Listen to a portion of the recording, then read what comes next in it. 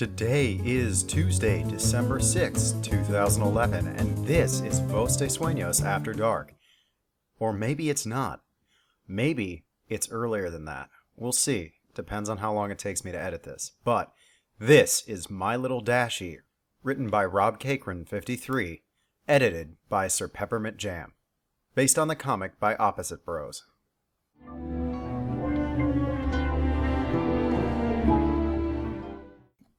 I live my life, one day at a time. A good portions of those days are uneventful, always falling into the same routine. I wake up, walk to work, walk home, then bum around until I go to bed. Sometimes I'll hang with my new friends, while other times I'll just play video games or watch My Little Pony Friendship is Magic. Every so often, something new and interesting happens. I meet an old friend, I find $1 on the ground, or I get chased by a stray dog. Living in a dying city isn't very fun or interesting. This city was once full of life and color, but now most of the houses are sagging, the businesses sit empty and abandoned, and the open fields lay barren of the once great factories that helped drive the economy. I had never seen this city during those times in person, but I've seen the pictures.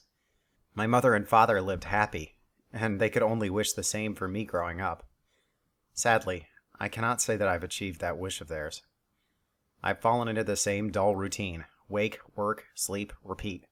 I do have some moments of bliss, but the daily struggles I go through outweigh the small moments of joy I have. My Little Pony has helped, but it's still just another thing to give my hopes up on. Every time I see the show, or one of the ponies on a fan site, I recoil a bit at the bright colors, the joyful faces of the ponies, and the peaceful scenery of their world. It's so hard to look at that beautiful world, having it so close to my grasp. I reach out to touch its warm colors and bright, smiling faces of the ponies, only to be stopped by my computer screen.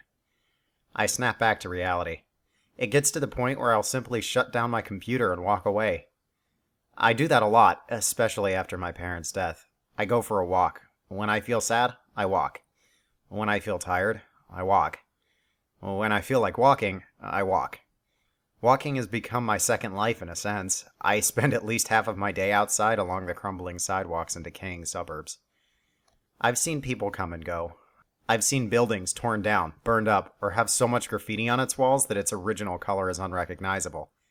I very rarely pass any other people on my strolls. Most people don't like to look at their once beautiful city, their homes or former businesses. I don't blame them. In fact, I kind of envy them. They saw this place with their own two eyes, seeing the buildings standing there tall and proud, the lawns freshly cut, the paved roads and the sidewalks still intact. The only thing I've ever seen that comes close is my mother's paintings, each of them colorful scenes of this concrete world.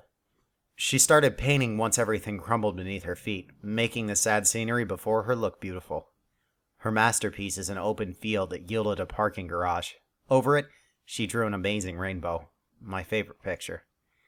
I guess that's part of why I like Rainbow Dash the most out of all the other ponies. Her colors, the amazing sonic rainbow, all remind me of that picture. There have been times when I wish I had my own Rainbow Dash, or, more realistically, a plushie of her to curl up in bed with. I've made an old Simba into a temporary replacement, until I'm able to save enough money for one. It helps in a way. Like holding it close will heal my wounds, my pain, and my sorrow. My feet, after countless hours of walking in my old shoes, pulsate under the sheet, and all the while I'll hold that stuffed animal harder than a mother protecting her child. It's the only thing I can look at and feel true joy, even if it isn't physically the Rainbow Dash I want. It will have to do.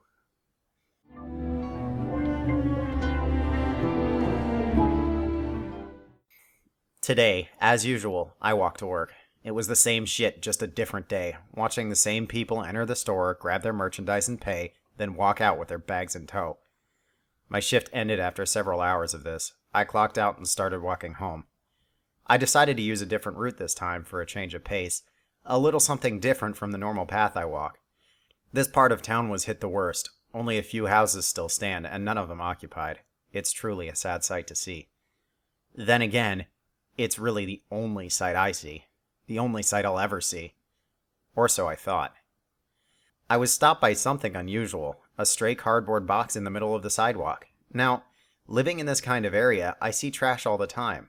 Boxes, McDonald's cups, and plastic bags litter the streets and empty fields, but rarely will I ever see a cardboard box that isn't crushed in one way or another. I noticed this particular box because it happened to be standing in my way. During my younger years, I tried to do what I could for the community. I'd pick up trash when I saw it, or I'd attempt to help my neighbors. It was a losing battle. Nowadays, I'd just given up any hope of cleaning up this city, much less my neighborhood. Now I'll pass the trash by, letting it blow in the breeze or sit there and decompose. I let what's left of the people do their own thing, since most of them don't care about anyone other than themselves. Why should I be any different? I walked past the box, barely giving it a glance. Nothing about it caught my attention right away. I continued on, my home not far away. Upon arriving, I sat down and played some games, attempting to push the box out of my mind. I had little luck as the box somehow managed to push its way back in.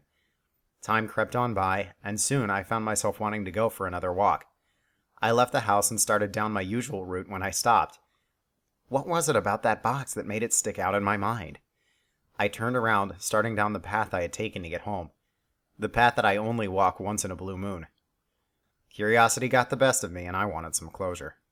Within minutes, I found it, still sitting there, sad and alone among the broken concrete and overgrown grass. It didn't move. It didn't stand out as if it were special. It was an ordinary brown cardboard box. I didn't want to say I came out here for nothing, so I walked closer to it. As I drew closer, however, I began to notice something inside. It was brightly colored, multiple colors in fact, and was quite small, maybe the size of a few-month-old Labrador puppy. I stopped beside the box and looked down at the colorful blob inside. This is where I currently stand, looking into the box at a small... something. No, I know exactly what it is, but my brain isn't allowing me to fully realize it just yet. At first, I want to say it's a simple toy, left to die along with all the other things on this block. But then I saw it breathing. In fact, it appears to be sleeping. My hands are sweating, my breathing is erratic, and I'm blinking my eyes trying to refresh my vision. Each time, the image stays the same. Inside is a sleeping, Philly, Rainbow Dash. I kneel down, trying to get closer into the box. I can't believe what I'm seeing. There is not a physical, mental, or extraterrestrial way how this could be here, how she could be here, in my gloomy, dark, and horrid world. I examine the box further, and on the side in simple pen says, "Give to good home." The first thought runs through my mind, besides the initial Philly Rainbow Dash in a box, is, who would give up a Philly Rainbow Dash?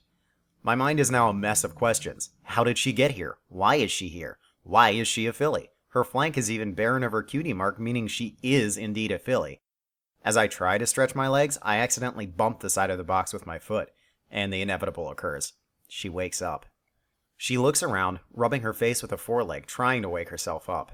At first, all she sees are the brown walls of the box, but then she looks up to me. Those large black eyes, along with the rose-colored rim around them, drive my heart to, as the meme goes, explode. Twice. The sheer cuteness of it all drives me to kneel back down, and I can't hold back a smile. I haven't smiled like this in years, since the last time me and my parents went out to the only remaining park in the area. Her eyes continue to stare at me, and I stare back. I don't know what to do, what to say, but I must start somewhere. Hi there. I speak, but she doesn't respond. What are you doing out here? She looks around, then back to me. The more I study her, the more I realize she is really young, years younger than the Philly appearance in episode 23. She might not be able to talk just yet. That is, if she even can talk in my world. The fact that she's even existing right now has me reeling in confusion. I return my attention back to her and notice a small shiver of her body. The fall season is here, and it can get pretty cold, especially around mid-September. I'm not sure exactly how to tackle this situation. Do I take her home? Do I call someone? I'm a closet brony, so none of my friends even know about my love for the show. I can't take her to a shelter. That's a stupid thought in the first place. Not only would it be a horrible sight, she might even be taken off to some lab and experimented on, or something equally as horrible. I have only one choice. She shakes once more as the cool air reaches her coat. Her wings ruffle as she lays back down and huddles her legs closer to her body to keep warm. That's the final straw. I can't take any more. I take off my jacket and reach down and pick her up. I get the initial response I expected. Fear. She begins to squirm around, unsure of what I'm going to do to her.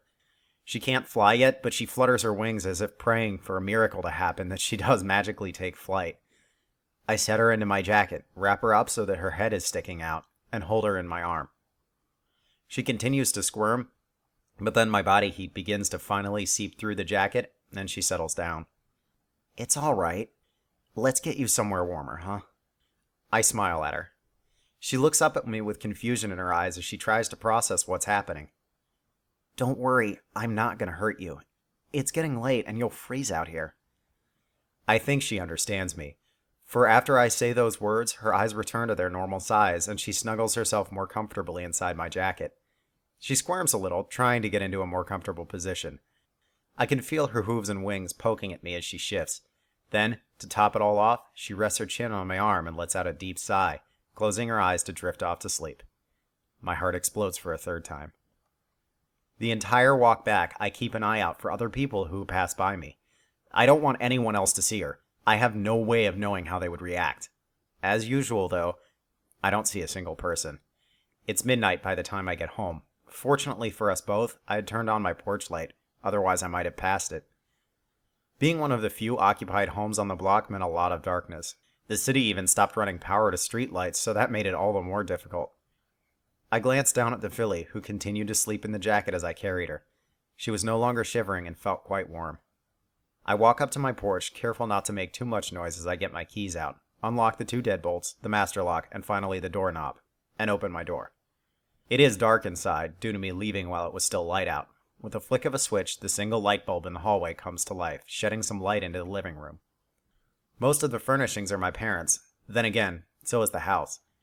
I became the owner of it after their passing and have done what I could to keep it that way. Still, with the filly Rainbow Dash in my arm, I walk into the living room.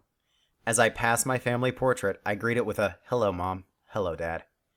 I know they aren't there, but knowing that they loved me and that I love them helps me stay sane and to keep me going in my miserable life. As I enter the living room, I can feel the stirring in my arm. She had woken up, most likely when I turned on the light, and is now getting antsy. I have no idea what to do or how to tackle the situation, so I set her down on the couch. Immediately, she jumps out of the jacket and looks around, already investigating her surroundings. I continue to watch her as she explores the couch, then continues to the coffee table. What are you doing in my world? I didn't mean to ask that out loud, but it just sort of happens every now and then. Only seeing my few friends once in a very great while, I find myself talking to, well, myself a lot. I don't own a pet because that just means more money to dish out and I'm already struggling as it is. From my question, the only response is another blank look on her face. That tells me she has no clue either. Then again, what else should I expect from a filly that can't even talk yet? Are you lost? The moment the words left my mouth, her ears fall and she looks to the ground. Oh. The realization strikes that she has no clue what's going on, where she is, who I am, or anything else. She's beyond the word lost. She is misplaced. Well, until something happens, I guess you can stay with me. I see how she lifts her head up, ears standing erect once again, and looks at me with worry. My words don't sound that encouraging, so I throw on a smile as I speak. Don't worry. I'm sure whatever brought you here will fix itself with time. We just gotta wait. Is that all right? I'm not sure why I asked that, but it seems to do the trick. Her ears perk right up as she smiles. The next few hours are spent giving her the grand tour of my house. Nothing amazing to see, and I avoid taking her into my bedroom out of fear that the large amount of dirty clothes would swallow her up. Afterwards, I give her something to eat. I break up some small carrots and amazingly, I discover she has some teeth. Since she's still a filly, I wasn't sure she could eat solid foods such as carrots yet. Then again, she is from a cartoon, so I don't know what's correct for her anyways. Satisfied with the food, she finds a comfy spot on my father's recliner and sits. I don't mind. It's not like I sit in it. I was never allowed to sit in it when he was alive, so why should that change even after his passing? It's his chair. But I'm not going to be mean to the filly for not knowing that, so I let her sit where it's most comfortable. I also give her a small blanket to wrap herself in due to my house's current temperature. It's not as cold as it is outside, but my furnace has had problems since before my parents' passing. There was a trick to fixing it, but that died along with my father. I must have fallen asleep at some point. I honestly expected myself to be wide awake due to such an interesting event, But after the long hours at work and staying up to take care of Dash, my body has other plans. I'm not sure how long I was out before I awoke, but it doesn't matter. As I close my eyes, I feel something against my side. I look, and sleeping beside me is the small cyan filly, her rainbow mane and tail still, her head resting on the inside of my elbow. I know the meme gets old, but I must say it. My heart exploded again. Laying there, sleeping and curled up beside me, had me smiling ear to ear. Her gentle breaths are barely heard. The hairs on her mane tickle my arm, but I hold back any movement to itch. The warmth of her body against my stomach warms my already weak heart. Though a few months isn't a long time, it's how long I have wanted a moment like this. My own little pony. A Rainbow Dash plushie to sleep with and hold tight. And now I have a real Rainbow Dash, a filly, sleeping at my side, content as though she's known me since birth. Right now, there is nothing else that matters to me. My despair, my sore feet and painful heart all go unnoticed as nothing else can remotely come close to the feeling I have right now. This joy I am experiencing at this moment as I lay awake on my couch, she is here. She is real. Right now, she is my little pony. She is my little Dashie.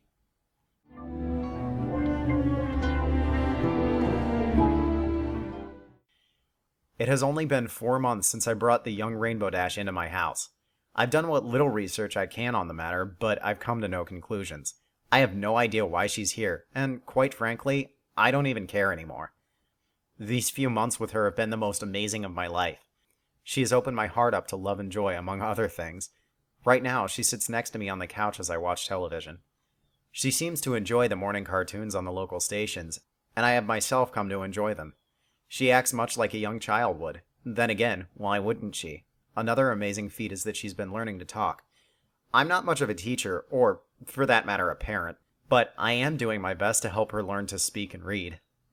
I don't know how, or even where to begin attempting to teach her to write. From the show, they did it with their mouths, but I'll let that one go for now. Once she's a little older, if I even have her that long, I will do what I can to teach her.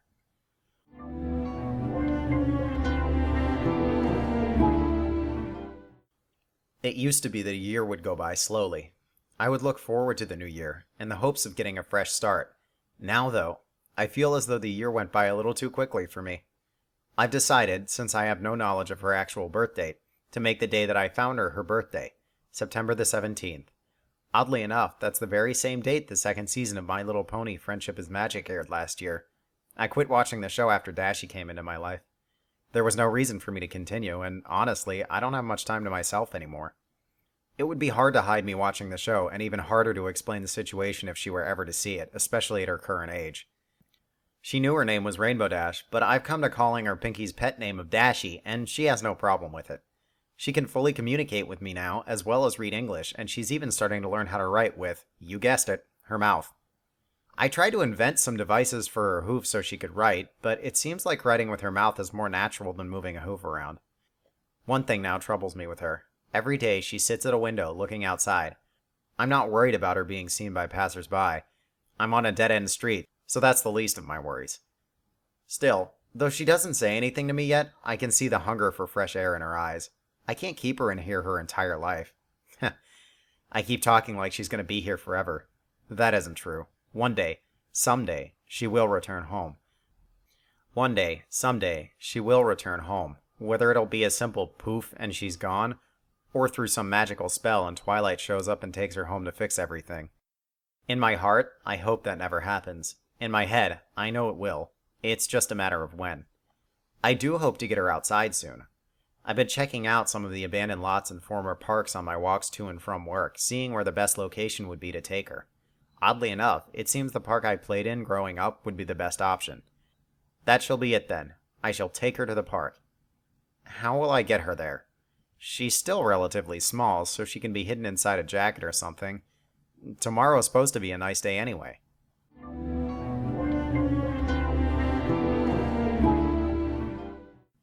She did it! After 2 years in my care and absolutely no knowledge of flight myself, I helped her learn to fly. She's gotten quite big in only a couple of years, and it's getting hard to hide her when we're walking to the park. I got so desperate to keep her hidden, I bought a dog costume for her to put on so she could walk there unnoticed. She was not happy. So I got some books from the library and read up on teaching birds to fly. I would have looked it up on the internet, but I fear she'd become curious of it herself. There are a lot of horrors on the internet, and she's not ready for that. In hindsight, it's bad enough that she's experiencing television, but she's come to enjoy SpongeBob and NASCAR too much for me to take that away from her. Back to the flying. I've been taking her to that old park for weeks in hopes that she could learn how to fly. There is a tree there with branches sticking out over the sandbox. It's a perfect spot for her to practice. If she falls and I can't catch her, at least she'll have something remotely soft to land on. She fell a lot. I knew she would fall a lot. There were many scrapes, cuts, and bruises towards her goal, but finally, after many weeks of work, she flew. It was only a short distance, about 50 feet, but she still did it. She's a little scraped up, but she's beaming with pride. Maybe now she could fly overhead so that people on the ground didn't notice her.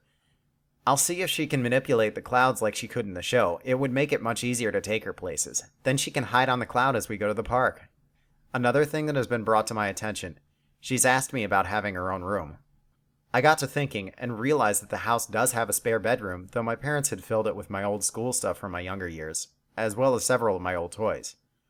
She might enjoy them, though she is getting older and I'm not sure how entertaining they will be for her.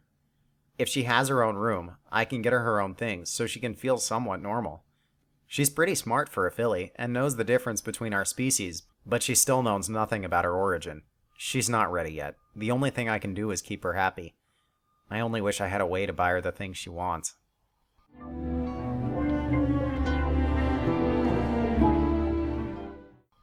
If you told me 4 years ago I'd be taking care of a cartoon rainbow-colored pony, I'd tell you were insane. I probably am in all reality, but I don't care. I'm happy. She's happy. Today is a day for celebration. For today, my little Dashie got her cutie mark. I honestly don't know how to tackle the fact. She didn't even know what it was until I explained it to her. Now she's even more ecstatic than before. It was a normal park outing, but this time she decided she wanted to see how high she could get. I had limited her to how high she could fly, but honestly, I can't do anything about what she does when she's up there. I can't fly, so the most I could do is tell her to be careful. Somewhere, she got it in her head to see just how fast she could fly, probably due to her being a NASCAR and, well, a general racing fan. For some time, she was trying to make up tricks and stunts on her own, giving them names. I just sit on the bench I had fixed up and cheer her on. In fact, on that block, I think the last person left over a year ago. There are rumors the entire area is going to be bought out by some kind of company, however, and all this turned into a large manufacturing area. I don't know how I feel about that, but it's not important now. Right now, I'm so overcome with joy that my Dashie knows her place. Granted, this isn't her world. She is still the same Rainbow Dash from the show, regardless of how I raised her. She has the same spunk and attitude from the show, and now she has her cutie mark. Anyway, she climbed up to quite a height in an attempt to gain speed from a fall. Well, all the right things factored for her, how she positioned herself, her mental focus, and possibly me on the ground cheering her on. But she did it.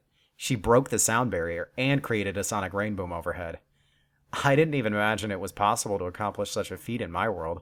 I knew you could break the sound barrier, but actually doing the rainbow part too? My mind is blown. So the initial explosion brought upon many broken windows and set off car alarms in the next county. I quickly rounded her up and we rushed home before anyone could arrive at the park. I was lucky none of my windows were broken. The rest of the day was spent celebrating. It just so happened today was her 4th birthday. I have no way of knowing how old she really was when I got her, so I just started over. I would have bought a cake, but due to the boom, all the businesses were closed and needed new windows, so we made a cake on our own. Apparently the fanfiction writers got it right. She can't bake, at all. Granted, I'm not the best myself, but it was still a mess. But we had fun, she enjoyed herself, and she's happy. Therefore, I am happy. Though that was the highlight of her day, mine was just moments ago. She has now become accustomed to sleeping in her own room versus with me out on the couch. I actually stopped sleeping in my room and kept her company in the living room until recently. Now I sleep on my own bed once more, but I keep my door unlocked, so if she needs me, she can get to me. I had just tucked her into bed and told her good night when she said it. Good night, Daddy. I love you. I haven't been on the internet in, 3 years now? I don't know how the My Little Pony thing online is doing, or what memes are still alive or not, but damn it all, I'm gonna say it because it's true. My heart exploded twice. For the first time, not only did she call me Daddy, which she has done on occasion, but she even said, I love you. For a moment, I didn't know what to say or what to do. I've never been in this sort of situation before, but I remembered what my mother and father used to do, so I leaned down and kissed her on the forehead and told her the same thing. Good night, my little Dashie. I love you too. She smiled at me, then closed her eyes to sleep.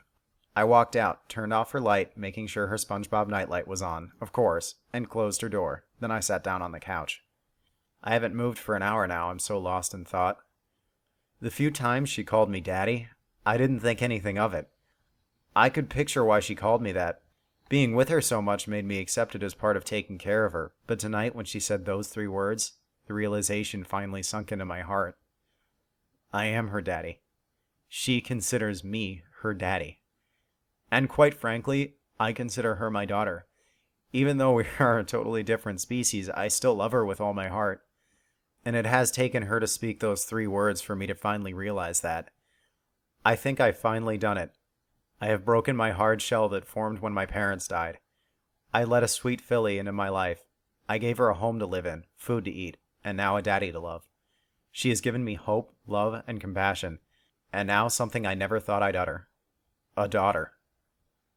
I still speculate when the time is going to arise that she goes back to Equestria, and each day it gets harder for me to imagine when that actually happens. I just hope that she never forgets me, because I'll never forget her.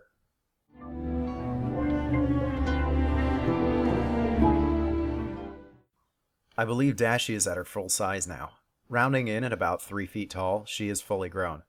Though she's still only 10 years old according to my math, I believe she's actually more along the lines of 14 or 15, possibly in actual years.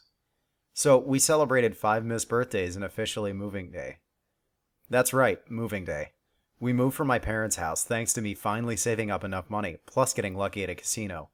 We bought a nice house 100 miles away from the city. It's got a lot of open land. There isn't another house within 4 or 5 miles, and it's just me and her. Now she can fly around all she wants, whenever she wants. She is truly happy. Though she does miss the old park. It's gone now, along with everything else left in the area. A large business bought up all the land, flattened it, and built a large factory there. It was an amazing boom to the economy, and people are starting to build homes again. I'm glad, but it just wasn't for us. That amount of people would hinder her going outside, and I'm not going to force her to stay inside all day unless it's raining out. I've gotten a new job, one that pays much more than my old one. Dashie even talked about getting a job, but then she remembered what I told her. The look on her face was heartbreaking. We were enjoying a cake we made, which I must add we have improved on that skill, when she brought it up. I jokingly said that she can't do it due to her being a pony, and I laughed. She remained silent. My God, I'm horrible. I just laughed because my daughter is different. I apologized for hours, and even though she says she understands, I know she's still hurt. Luckily, I think I have a way to fix this.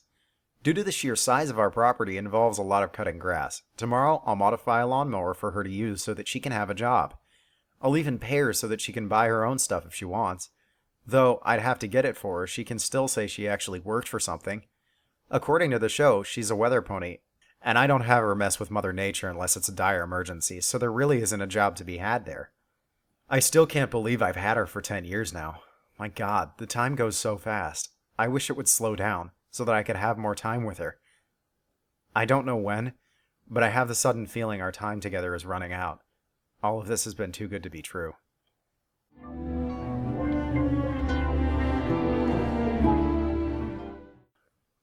Today had to be the worst day of my life. Even worse than when my parents died. Due to events that I could not prepare for, Dashie found out the truth before I could tell her myself. She knows what she is, a made-up cartoon character from a television kids show. She is mad. No, upset beyond all thought. She locked herself in her room, but I know my daughter. She didn't stay up there long. She opened her window and flew off, probably into a tree to sulk in sorrow. I'm a monster. I should have told her sooner. I just wasn't sure when would be the right time. Now we're both suffering for my carelessness. I thought getting cable would be a good thing. Give her some more shows to watch, but what I didn't realize was that we got the hub station. I wasn't even aware it was still up. And my surprise, the show My Little Pony is still even airing. It had stopped at 8 seasons, but it was still repeating. I remember I walked in from work with some groceries, set them in the kitchen, and walked into the living room. That's when I saw it. Woo! She did it! Fluttershy had screamed, jumping with joy as Applejack, Twilight, and Pinkie Pie all sat on the clowns with dumbfounded looks on their faces. My heart sank. I knew this episode. I remembered this episode. Even after seeing nothing for 12 years, I still remember that damn episode. In that episode, Rainbow Dash performs the Sonic Rain Boom, much like my Dashie had years ago. At the time, I was still holding the keys, and I dropped them. They clanged to the wooden floor. If she didn't know I was home before, she knew now. How long? How long have you known about this? Dashie turned to look at me. She'd been crying. Her mane was in even worse shape than normal. How long have you known about this? I couldn't help it. A tear ran down my cheek as she yelled at me. This was the first time in all these years she'd raised her voice to me, and I deserved every bit of it. So I sat down, turned off the television, and told her everything. I told her about the show, about finding her, and answered any other questions she had for me. There were a lot. Most of them stemmed from the show, to which I simply told her what I truly believed. That though she is the Rainbow Dash from the show, that she herself is a different pony from the cartoon. I tried to explain it to her, but her bullheadedness took over as she continued to lash out at me. I took it all. I deserved it all. I've been keeping that horrible secret from her for far too long. She is now a fully grown mare, capable of taking care of herself if she were in Equestria. Here, I treat her like she's still my own little filly. It's been wrong of me, but I couldn't help it. I didn't want this to ever happen, but I knew it would. I should have done what was right, but I didn't. It was only a matter of time before she found out and knew she was different. After our argument, she flew upstairs into her bedroom and slammed the door shut. I checked on her an hour later and no response told me she had flown off. I can only hope she comes back, or, at least, if she doesn't, she stays away from other people. If anything, I hope some portal opens up and she can go back to her world, and never has to think of me again. All I can say to her at this point is that I'm sorry. I'm so sorry.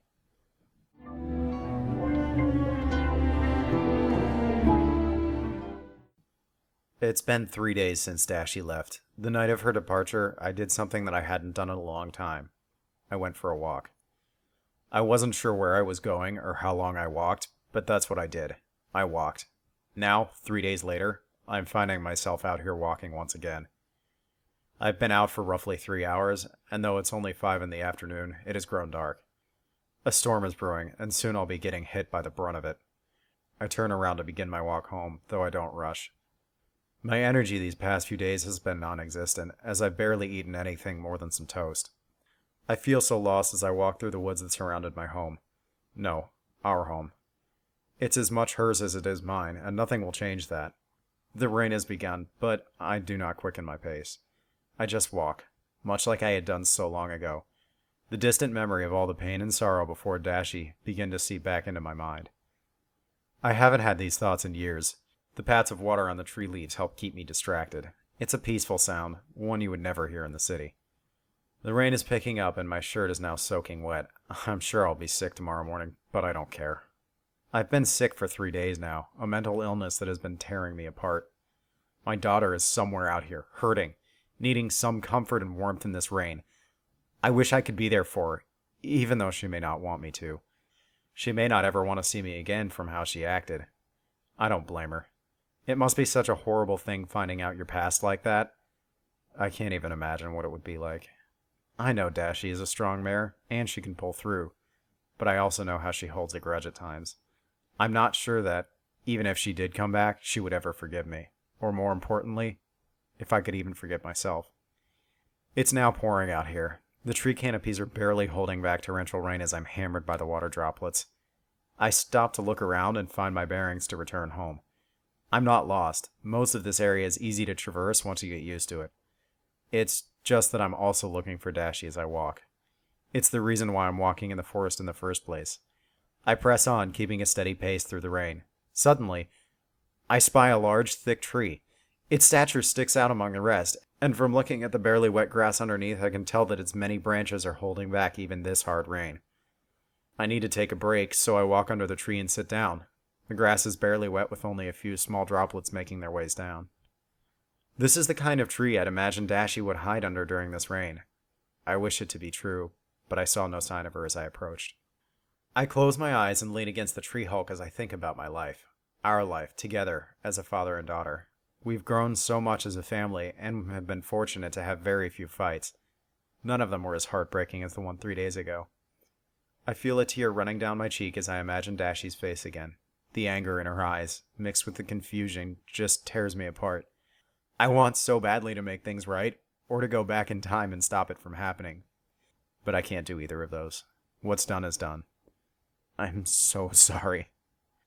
I speak out loud, not caring for no one who is listening. I'm alone in these woods, besides the wildlife, and in this rain, they're hiding as well. And the ones that aren't are far from being such as I. I'm just so sorry, Dashie. I continue to cry as I keep my eyes closed, leaning against the tree. The rain continues to pour around me. An occasional drop hits my head, but I don't care. I open my eyes all of a sudden from the sound and look to my left. I'm shocked at what I see before me. Looking at me with teary eyes herself, Dashie, my little Dashie, covered in burrs and tree sap along her mane and tail, is standing a couple of feet in front of me. She's wet with both rain and tears. I hadn't heard her approach. Then again, being a Pegasus, she was always light on her hooves. She doesn't speak. Instead, walks over to me, not caring what noises she makes under her hooves. I don't move. I just sit on the ground and watch her with my own wet eyes. She looks so horrible and yet so beautiful at the same time. Her coat would need a good cleaning, but that was the least of my worries. Without a word, she sits next to me, not making eye contact as she looks off into the woods. I can only look at her, wishing to hug her tightly and never let her go again. But I hold back, knowing that it could be too sudden. Finally, she is first to speak. I heard you. Her voice got quiet and then she whispers, And I'm sorry too. I simply smile through my tears. Her stubborn attitude was still showing as she always had difficulties apologizing. Dashie, you have nothing to be sorry about. It's my fault. Simple as that. It seems my point doesn't get across as she finally looks at me with a sorrowful face. Dad? Do you still love me? Now is the time to act. I reach over and grab her, holding her in a tight hug. Of course, Dashie, I've always loved you. I still love you no matter what. Not even a small fight such as ours could ever change that. She returns the hug as we sit there and cry together. We continue to apologize, me for the truth and her for her raising her voice and storming out. After some time, the rain subsides while we remain under the tree. Dad? Huh? Can we go home now? I need a shower. Bad. I let out a chuckle, and she laughs too as I stand. We make our trip back home. She's smiling again. I am too. I've been giving it some thought, and I think I shall give her birthday present a little early. A ticket to the Indy 500. Yes, I'm taking her to the Indy 500. She can simply sit on some clouds and watch while I'm in the stands. I didn't even have to get her a ticket, but she needs some sort of reminder of her visit. I'm sure she'll have a blast, and though I don't expect this to make everything right, I can only hope it cheers her up some. With some time, I'm sure she'll relax and settle down about her being in the cartoon. She's a smart mare, and she knows she is real, not the made-up pony from the cartoon. I can only help push her to believing that, and hope that she does the same to me.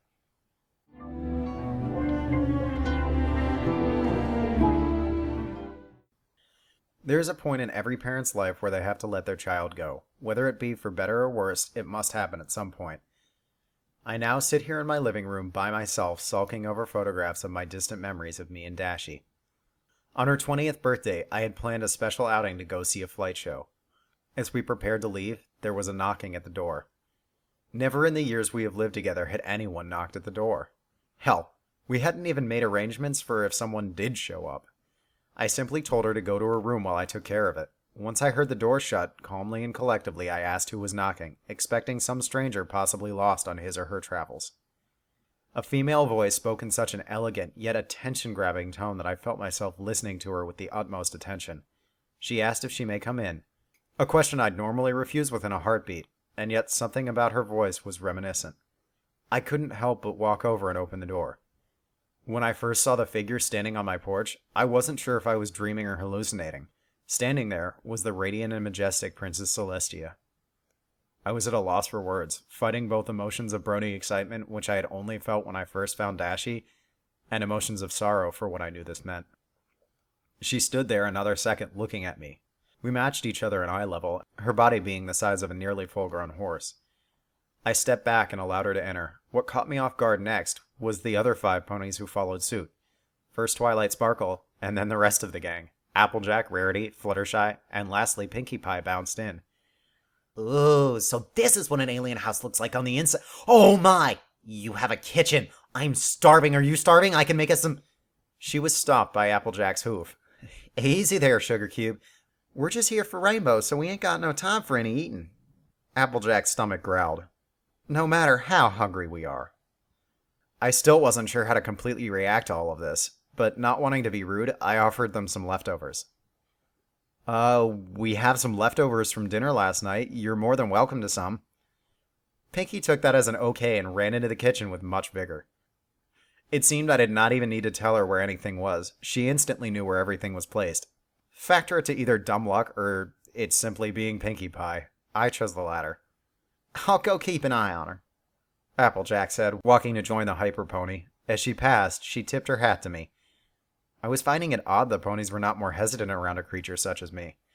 Then again, the same could be said for myself, but having Dashie for 15 years, I grew used to having such a thing around me. Now, I have 5 other ponies and a full-size goddess horse looking at me with the same amount of curiosity that I held for them. There was a moment of silence as I watched the 2 mares enter my kitchen and begin to rummage through my fridge.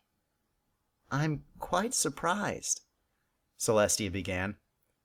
I had expected a little more resistance to us entering. Why? I know who you all are. Celestia nodded. Ah, so you do know then. That you're fictional characters from a children's TV show? Then yes. Otherwise, why you're all here, I have no clue.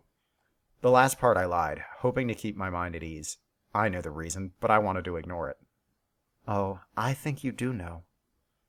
My heart fell into the pit of my stomach. I did know, and she was straight to the point about it. During all these years, I had anticipated this moment, but as time drug on, that thought slowly dispelled until it was nothing more than a minor nip in my mind. That's when it always happens, you know, when everything is finally perfect and you don't have to worry anymore. Excuse me, sir, Twilight began. But from what we could figure out, Rainbow Dash should be here. Is she? I looked to the purple mare. I wanted to tell her no, but I knew it was fruitless. She's upstairs in her room. In her room? Rarity asked, surprised. Yes, Dashie is in her room. I wasn't sure who was knocking, and I didn't want her to be spotted. Dashie? My, you're that friendly with her already? Rarity continued. I wanted to punch that pony so hard right then. How she responded insulted me. Friendly? That's not even the beginning of it, and I should be asking you ponies as to what the hell you did. Celestia raised a brow, taken aback by my change of tone. You see, my student. I know who she is. Get to the chase. I was very short with her. As furious as I was, I wanted to know why they'd send Dashie as a filly to some other world. Twilight bit her lip as her teacher continued. Yes, of course. She was working on a spell to help the weather team with some sort of storm development. Well, they made slightly too large of a storm, and when Twilight used her magic to try and dispel it, it shot a lightning bolt, meeting her magic. Rainbow Dash was unfortunate enough to be within the reach of the blast, and it engulfed her and sent her to, well, here. So, we're here to retrieve her. Simple enough, I'd imagine. Before I could answer, Dashie called out from her bedroom. Dad, is everything all right? That second, my heart stopped beating as I looked from pony to pony.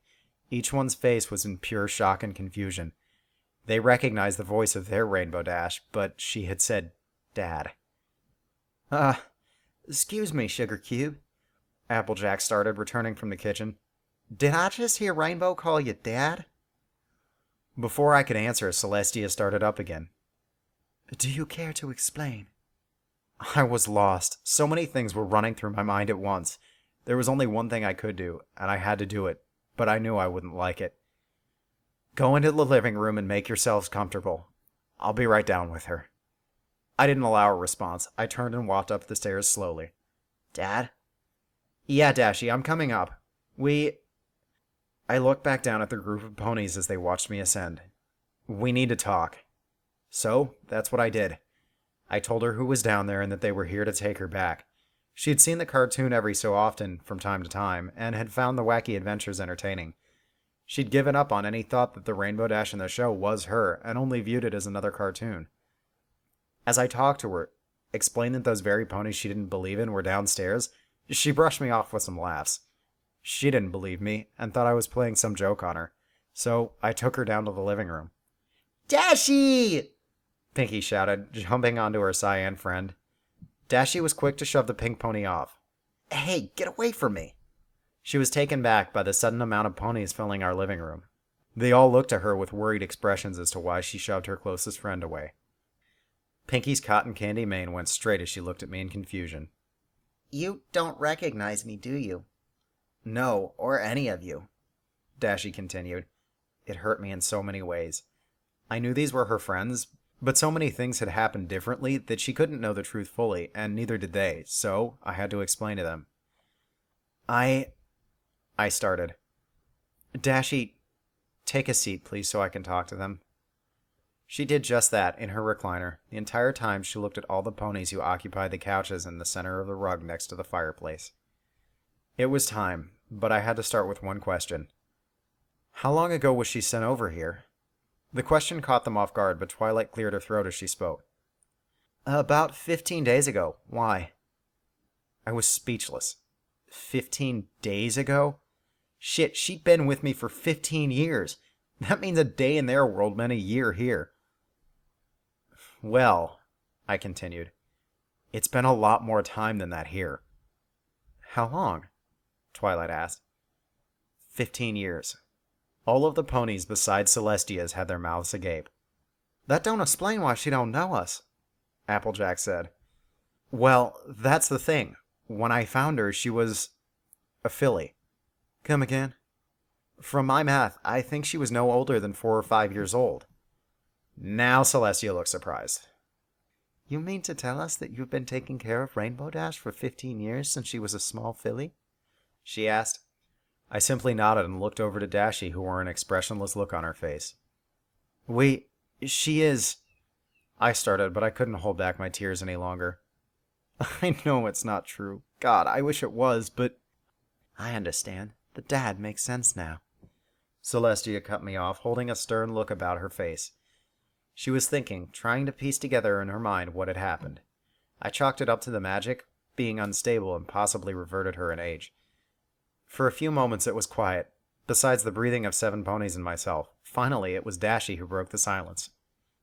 So, what's going to happen now? I looked at the princess, trying to read her face. No matter how good I had gotten at reading Dash's face, Princess Celestia had the best poker face I'd ever seen. I had no clue what she was thinking or feeling at this moment. Well, it's quite simple, Twilight. Celestia looked to her pupil, who instantly perked up at hearing her name. You still remember that memory spell from the Discord incident? Twilight simply nodded as she stood from the couch and hopped onto the floor. I knew what was going on, what Celestia had in mind. She wanted Twilight to either erase her memories and start anew. Or possibly, I hoped she just wanted to give Dashie back her memories of their friendships and her time in Ponyville. I wasn't sure what to do. I felt it was all right. I knew it was right, and needed to be done. I'd been telling myself that for 15 years as I waited for this moment, but there was something I needed to say before it could happen. These ponies were going to take my Dashie away, and I had some words to speak before I could let that happen. No, wait, please. I started. Twilight stopped and looked to the sun goddess. Just give me a moment with her, please. All I ask, since this is the last time we'll see each other. I had given up holding back my tears, and at this point was openly crying. The ponies could tell I was hurting, and Dashie didn't look to be faring too well either. So, figuring it wasn't good to prolong the inevitable, I walked over to the chair Dashie sat in, knelt down beside her to meet her at eye level as I spoke. Dashie, my little Dashie, I love you with all my heart. You have done wonders to open me up from the man I once was. I had to pause a moment to settle down. You have brought me so much joy in my life that I can't possibly ever thank you for. At this point, Dashie too had begun to cry. That only made it worse for me. These 15 years we've had together, talking, playing, flying, all those have been so special to me. I just wanted you to know that I will forever love you. It doesn't matter if we aren't biologically related or of different worlds. I don't care what you may think of me or if you even remember me, but right now, you, being my little Dashie, I want you. I poked her on the chest to physically show I was talking to her, to know that fact. If there is ever a problem that happens and you need me, don't hesitate to find a way to get me, okay? I tried to laugh, passing off the last part as a joke. It worked, only slightly, as we both continued to cry. I could hear some sniffling from behind me. I could only picture Pinkie Pie crying much like she had at the end of the second episode in Season 1, after Luna and Celestia had been reunited. Do I have to go, Daddy? It had been a few years since she called me Daddy. Most of the time, it was simply Dad or Pops. It felt good, knowing she still cared for me enough to call me Daddy, much like the first time she had said it to me so many years ago. I simply nodded my head as I stood up. Before I could fully grasp my balance, she jumped back onto me and hugged me tight. I could feel her tears on the back of my neck, and I returned the embrace. It's your actual home, Dashie. You don't belong here.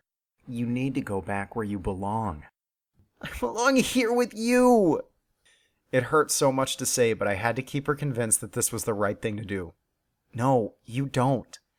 You're limited here and can only fly around the house. You have no friends or other ponies to relate to. I was only taking care of you until this time would come, but I never thought it would be this painful. It remained quiet for some minutes before we held each other tight. She didn't fight back or want to resist what was happening, which told me she knew what must be done. I love you, Daddy. And I love you too, my little Dashie. We separated as she lowered herself to the ground. At this point, all the other ponies had tears flowing, even the goddess herself. She had seemed quite smug about knowing what had happened, the time difference and such, but it was evident that the age difference was a shock. She most likely had expected to find a 35-year-old Rainbow Dash, but instead, she found my 20-year-old Dashie. Twilight stepped closer to Rainbow Dash, sniffing once before her horn glowed. I knew what was coming. It hurt so much, but I knew it was right. It was what was going to happen for her friends, and in a twisted way, for me. Now I could know she was actually going home and would be around her friends where she could fly wherever she went and whenever she wanted to, without any limitations. She could enjoy her friends' company once more. Wait! I looked from the door to Dashie as she backed away from Twilight. Before I go, I want to get something. Before any pony could protest, she flew up to her room. She was quick and returned back with a shoebox and her front hooves. I wasn't sure if she would be allowed to take anything back with her and half expected the princess to protest. But she remained silent, allowing Dashie to quickly write something down on a piece of paper and set it on the coffee table. She looked back at me, still crying, but with a smile on her face. I knew she had realized this was how it must end, and I knew it as well. The box, from my guessing, was probably her most cherished items that she kept for if she ever had to leave. Though it hurt me thinking about it, I hoped she had a picture of us. Then again, I also hoped not, for she would be forced to remember me a world away, and that hurt just as much as everything else. I'm so sorry, Rainbow Dash. Twilight started. I honestly wish there was another way to do this. I wish I didn't have to do this, but... Can't... Dashie started. Can't he come with me? The stuttering in her voice told me she was simply speaking her mind, not actually asking the question. Twilight shook her head, unable to keep eye contact with her friend as she cried. Rainbow Dash, Princess Celestia started. He cannot join you in our world, much like how you cannot stay in his. This was all never meant to be, and the world around us was not made to house you. And yet... Celestia looked at me, smiling, and then began to look around our living room. All the photos of us together. All her knickknacks and belongings strewn around the room. And yet, something beautiful has happened here. Something I cannot explain in full.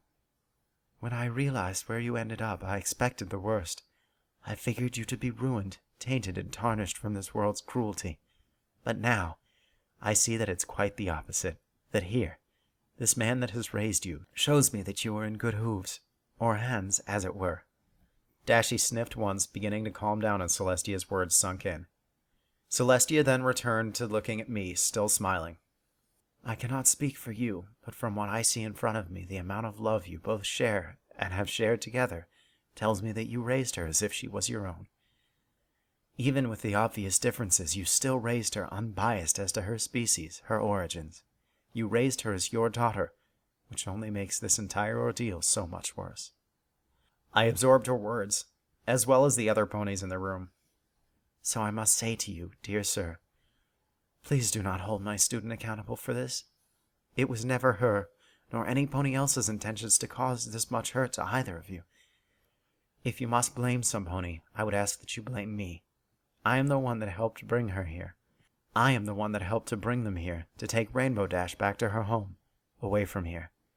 I just couldn't look at any of them. My heavy breathing was breaking down with sobs. My mind was just going on its own, thinking back at all the things Dashie and I did together.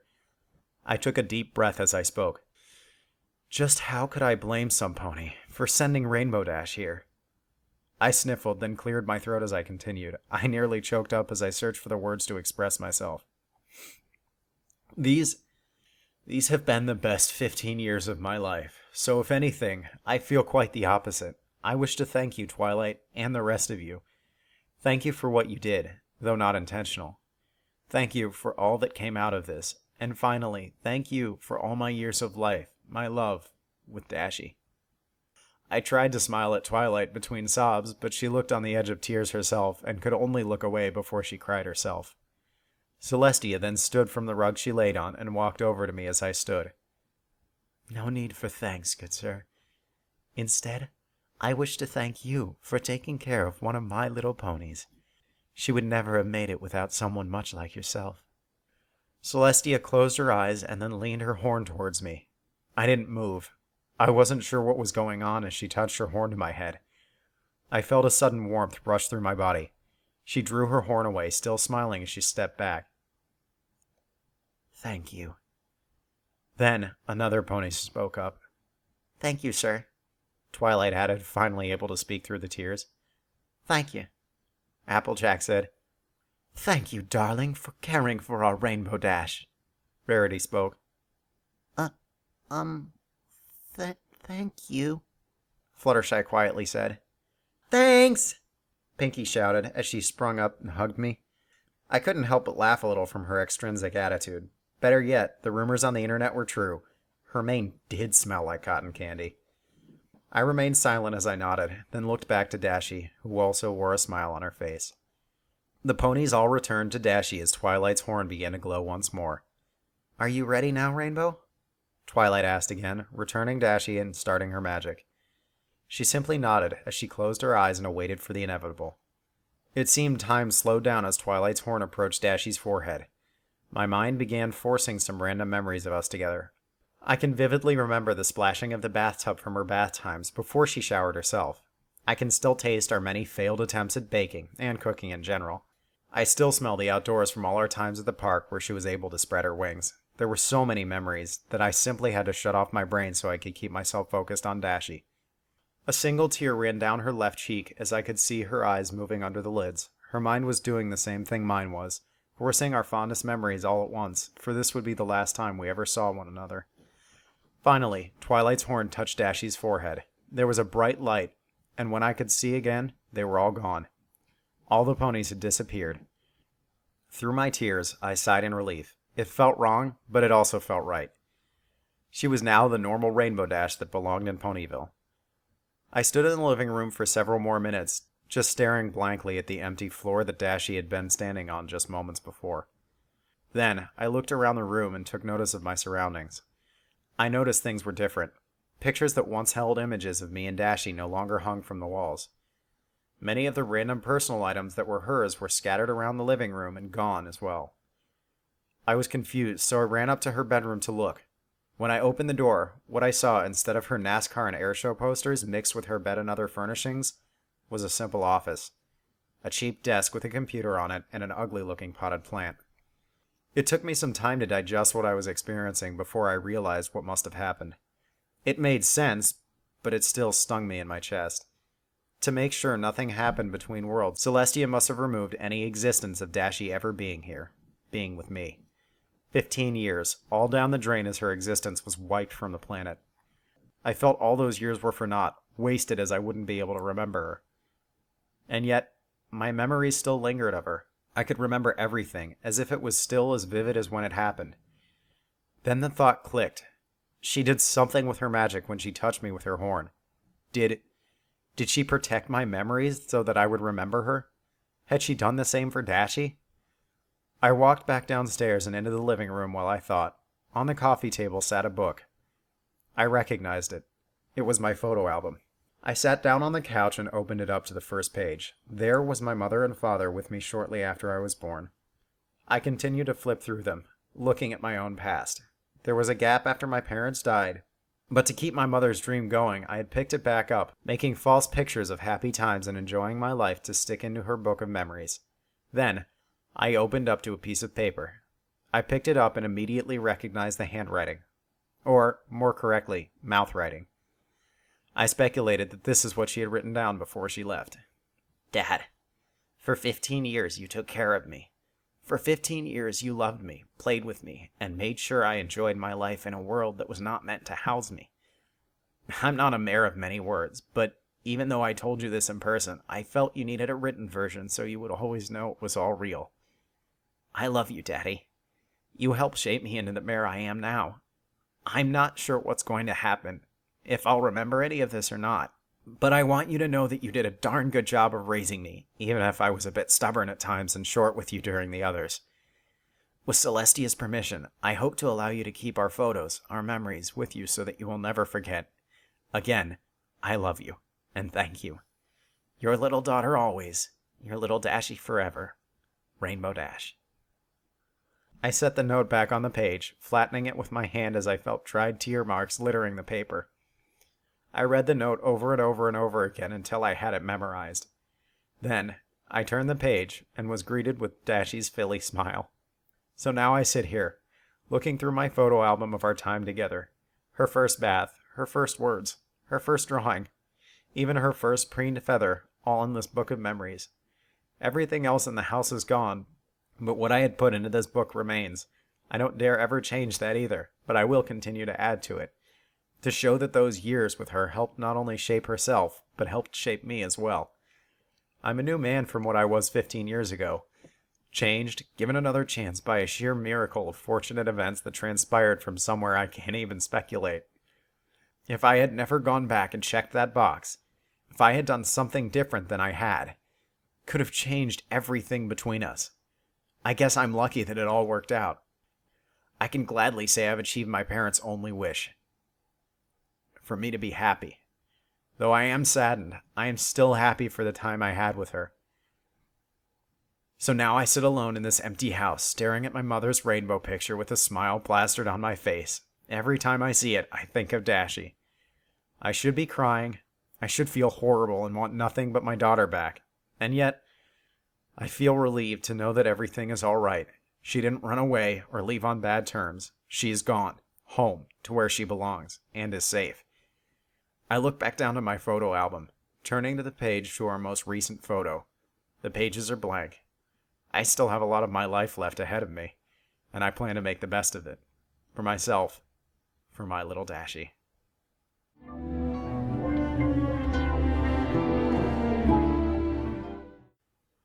And that was my little Dashie, guys. I hope you enjoyed it. This is Vos de Sueños signing off. Safe travels, every pony.